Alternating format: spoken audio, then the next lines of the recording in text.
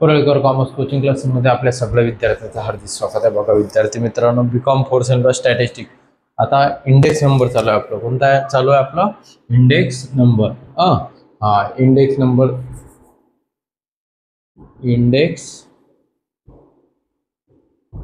Number, index numbers है ना।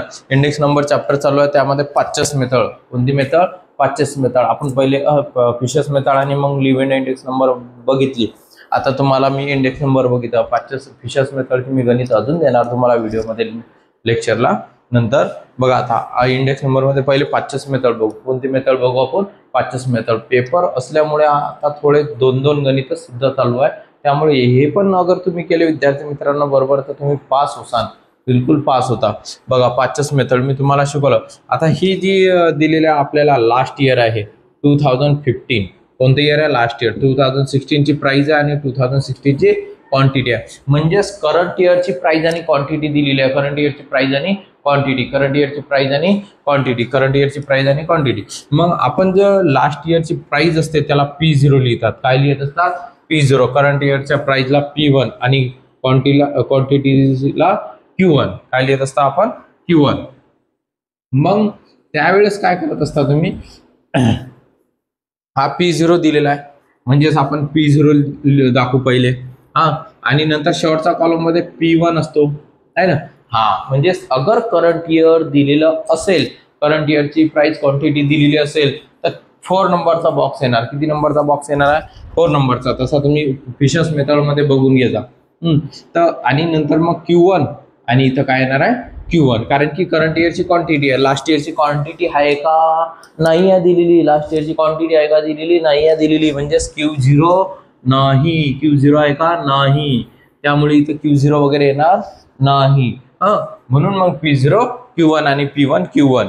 बघा आता यांचं मल्टिप्लिकेशन करू आपण। P0 आणि Q1 चं मल्टिप्लिकेशन, P0 आणि Q1 चं मल्टिप्लिकेशन 660 है ना। 12 8 चा म्हणजे 8 12 चा 96 है ना। 14 4 चा 56, 14 4 चा 56 बघून घ्या। त्यानंतर P1 Q1। आता हे P1 आणि हे Q1, P1 आणि Q1 880 म्हणजे 110 इंटू 8, 110 इंटू 8। त्यानंतर 12 6 चा किती होतो? 12 6 चा टेबल पार्ट असले पाहिजे। टेबल पार्ट असेल तरच तुम्हाला जमेल। 12 6 चा 72 72। 14 6 चा 84 बघा आता याला नाव द्यायचं आहे तुम्हाला सिग्मा P0 Q1 आणि sigma P1 Q1, sigma P1 Q1। यांची जी ऍडिशनल आहे ती 812 येणार आणि हे येणार 1036। कॅल्क्युलेशन्स ऑफ इंडेक्स नंबर दाखवा, म्हणजे IN। मग IN is equal to index number आहे तो। तर आपला सिग्मा P1 Q1 हा वरती असतो आणि सिग्मा याला सिग्मा म्हणतात P0 Q1 इंटू 100। हा सिग्मा P1 कधीच येणार नाही, P0 कधी येणार, Q1 येतो आणि Q0 येतो। हे लक्षात ठेवायचं। Is equal to P1 Q1 किती आहे मग तुमचा? 1036 अपॉन 812 इंटू 100। यांचा वरच्या संख्येसोबत मल्टिप्लिकेशन करायचं। 103600 आणि 812 यांचं काय करायचं तुम्हाला? डिवायडेशन 12759।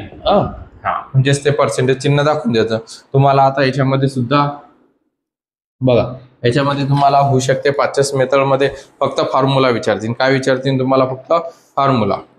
तर find out the index number by Paasche method. तर हेडिंग हेच, find out the index number from the Paasche method.